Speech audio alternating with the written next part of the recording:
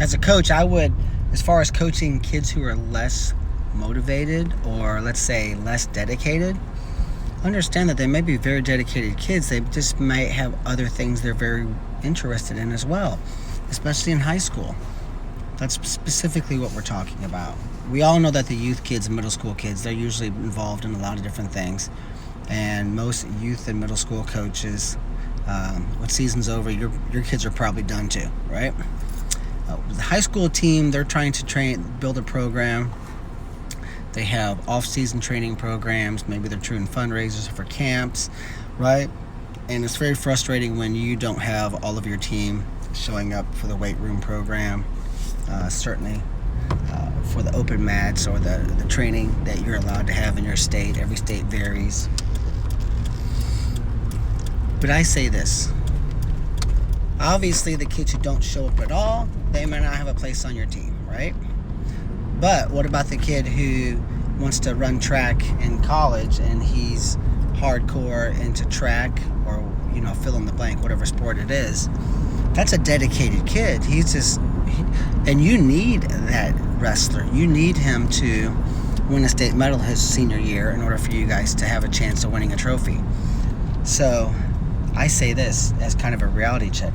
Most of you watching this, if you're a coach, you're probably also a teacher.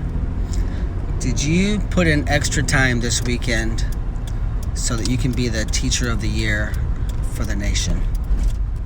Probably not. Is it your desire to be teacher of the year for your state or even your school? Probably not. That doesn't make you a loser of a teacher. There are teachers that do, right? They want to be the best teacher in America and they want to get awards and they want to get pats on the back, right? And you're probably like, I don't give two craps about being the teacher of the year in my school, much less the nation. Well, some kids are like that too in wrestling. But that doesn't mean you're not a great teacher. It means you have other things that you are a very dedicated person and other things that you are putting your time into as well as becoming an amazing teacher. But you're not going to put in the extra effort because you dump your extra effort into coaching, let's say. Or maybe, obviously, you have 2 or 3 kids at home. Your time is limited. You have other things going on in life, right? Some of these kids, their parents make them get a job when they're 16. It is difficult. So I would probably have a 3-tiered approach.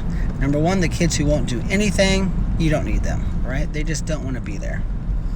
Number 2, the kids who do want to be there, but they're like, Coach, I can't do all of this. I see a pitching coach 3 nights a week, right? I want to play baseball in college, but I do want to be a wrestler, and I can come to the camp and I can come to open mat on these dates.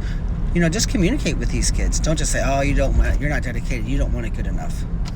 I had a baseball coach. He was a good dude to your face, but he was not a good person to the kids when I was a teacher in Texas. And he was just like, kind of belittling to these guys. Kind of made me mad. And I was like, no, that's good, dude. Do what you can do, and we are going to have an amazing season.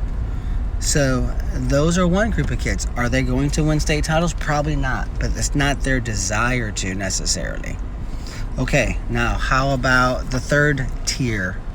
This would be the kids who are hardcore into wrestling. Maybe they do one other sport, but they don't go to all of those open gyms for the baseball or whatever. They skip because they're more into wrestling. Or the kids who just do wrestling.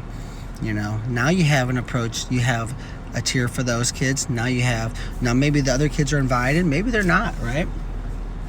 But now you have, okay, we're going to go to this camp. We're going to do this. We're going to go to do these training methods. I worked a deal with this gym. We're all going to go to the gym together. Maybe I as a coach is not going because I have 3 kids at home I don't see as often as I want.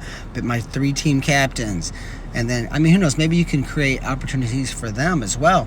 Maybe when you have training programs or open mats, you have 2 sides of the room.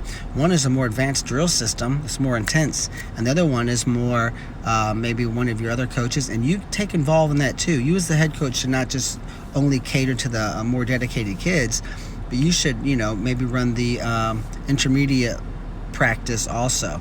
So maybe the kids who are putting in the most time, they feel special because they have these other opportunities, even in the practice room. Probably not during season so much, but certainly the 8 months of off season. But there's some insight, just my 2 cents. Good luck, and wish you guys great success.